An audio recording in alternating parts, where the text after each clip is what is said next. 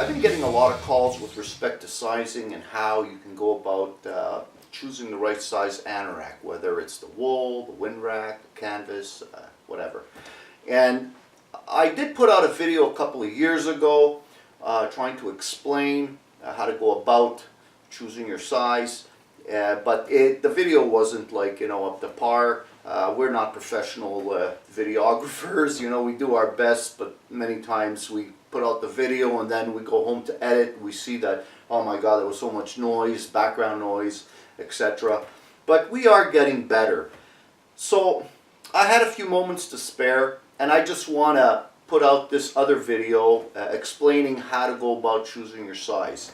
Now, what I'm going to be doing this time is I'm not going to be wearing the anorak.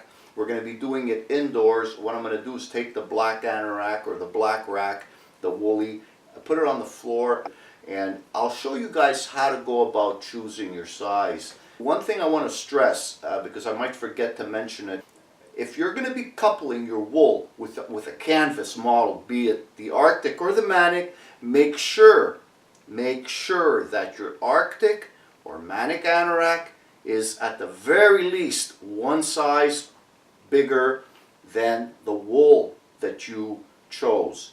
Now, for instance, if you chose an extra large in a woolly, make sure you go at the very least a 2XL on the Arctic or the Manic. We recommend going up 2 sizes to be extra comfortable, more maneuverability within your layers, and basically that's what I do. I wear a 2X in a wool, and I go up to 4X on my Manic or on my Arctic. So please never choose a wool anorak or your canvas to be the same size as your wool if you're going to be coupling them off. Okay?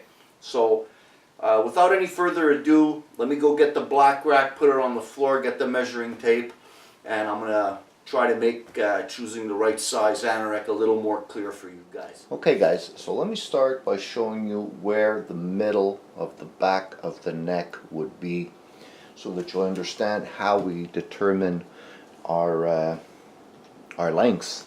Now, the back middle of the neck would be right over here. Okay, so when you're looking at your hoodie, it would be where the seam is, smack in the middle. Okay, when we're measuring the sleeves, we go from the middle of the back of the neck all the way down to the sleeve. Okay, so this particular anorak is a 2XL in a black rack, and it measures 36 inches from the middle of the back of the neck to the end of the sleeve. That would be the sleeve length. The chest would be from one end, from one seam to the other, okay, right across the chest area over here. This would be a 58-inch chest. Okay, the sweep is the hemline over here. This is what we call the sweep, and it is the same measurement as the chest because we cut them straight down. Okay, now the body length of this garment, of this 2XL, is 36 3/4 inches, and the way we measure that is from the back of the middle of the neck, and we go all the way down to the sweep, and that would give us 36 3/4 inches. Now, I like to use myself as an example. I'm 225, 230, and I'm 6 foot. Okay, well, actually I'm lying. I'm 5'11". I used to be 6 foot, but now I crunch over a bit, so yeah, I lost about an inch. Yeah, so 225, 6 foot, the 2XL, when I am layering, is absolutely perfect. In the dead of winter, when I have to put other layers underneath, it's not a problem. However, in the spring and in the fall, I'm good with an extra large if I'm only wearing a t-shirt underneath. Again, I'm using myself as an example. My chest measures 47 inches, okay?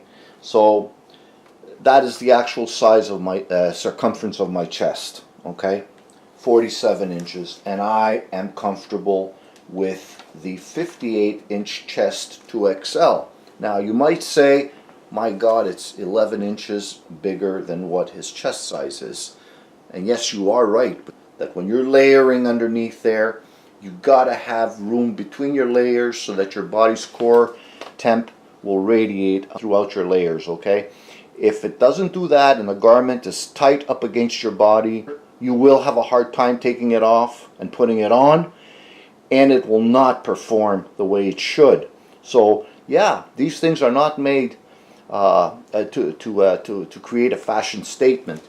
They are weather systems. They work. They've been proven at minus 40, minus 45. The trick is get yourself a good base layer, merino wool as your base.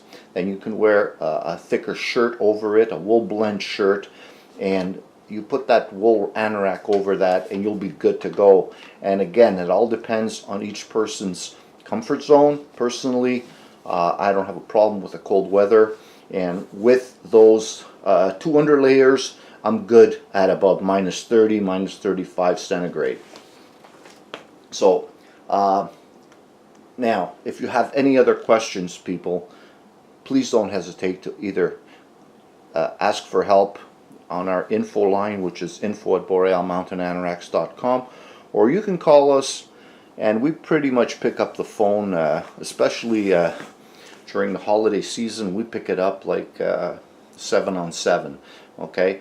And the number is 450-667-4120, and we'll answer any one of your questions. Okay, so I hope this video was a little informative. I'm sure it's a little better than the last one. And remember, people, when you're measuring your size, give yourself ample room for your under layers. Now, if you're living in areas where you won't be wearing a lot of under layers, yeah, you can go probably about 8 inches, you know, over your chest circumference. However, if you are going to be layering, I highly recommend you go at least 10 inches over your chest circumference. Another thing that I've been asked constantly, people who are tall or short, this is absolutely no problem. There's an area on our store that there's a little window when you order that says sleeves and body modes. Add that extra option if you're tall or short and you need it, and you need the lengths altered. We will happily do that for you. Okay, so thanks again for joining me, and I'll see you guys on the next one. So long for now.